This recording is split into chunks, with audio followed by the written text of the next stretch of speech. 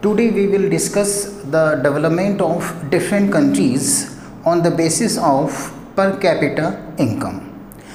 Actually, World Development Report classify countries into two categories. The first category is rich countries and the second category is low income countries on the basis of per capita income. Okay, those countries whose per capita income was 12,736 US dollar per annum or more than it in 2013. These countries are considered as rich countries. Okay.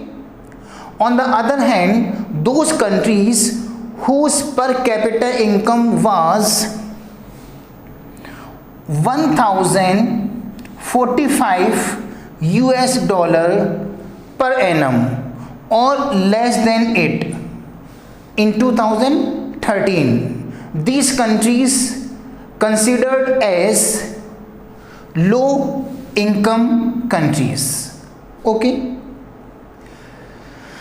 India comes in the category of low middle income countries because its per capita income in 2013 was just 1,570 US dollar per annum.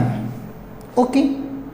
So we can classify different countries on the basis of per capita income. Those countries whose per capita income was 12,736 US dollar per annum or more than it in 2013.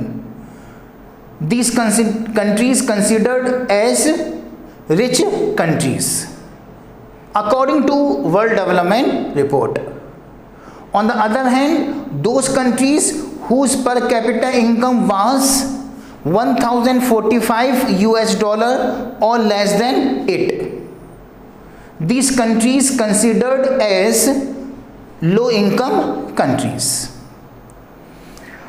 India comes in the category of low middle income countries because its per capita income was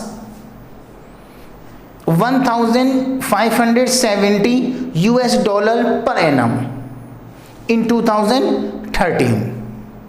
That's why India comes under the category of low middle income countries.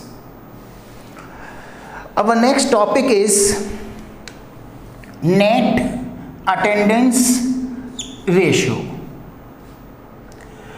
It is the total number of children of the age group of 14 years and 15 years attending school as a percentage of total number of children in the same age group.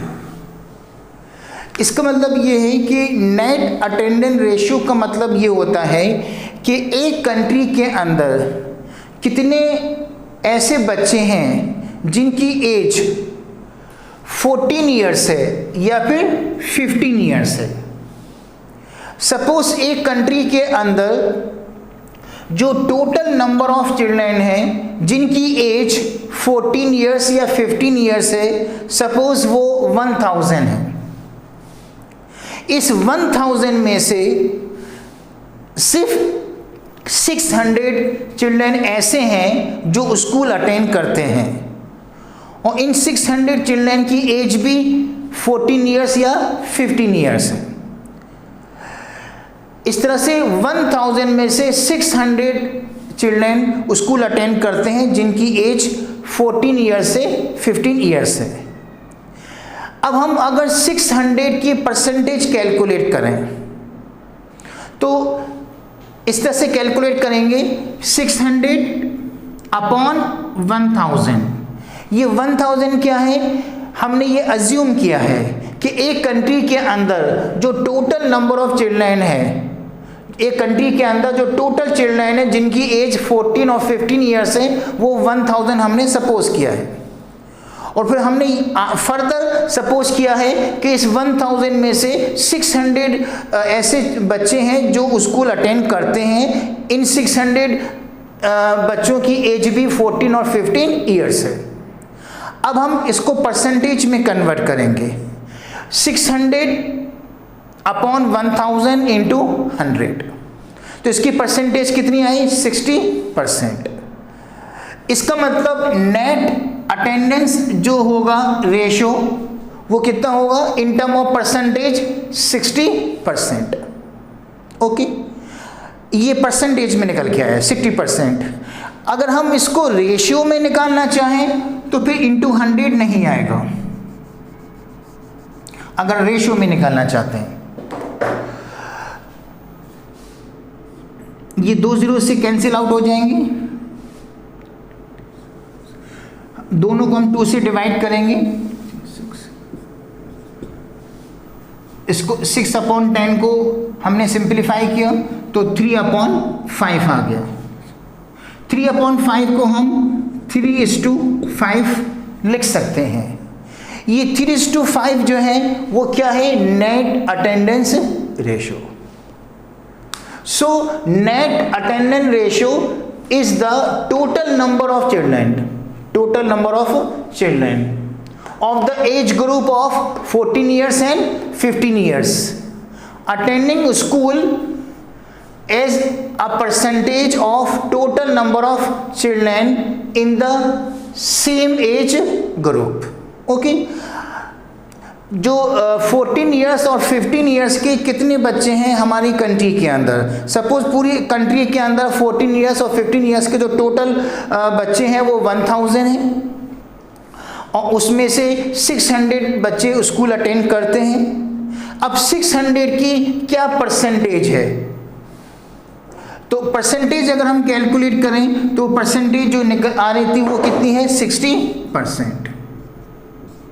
60% निकल के आई percentage 60% निकल के आई। ये 60% percentage क्या कहलाएगी, net attendance ratio. Okay, in next video we will discuss some other topics of the same chapter. Okay, thank you.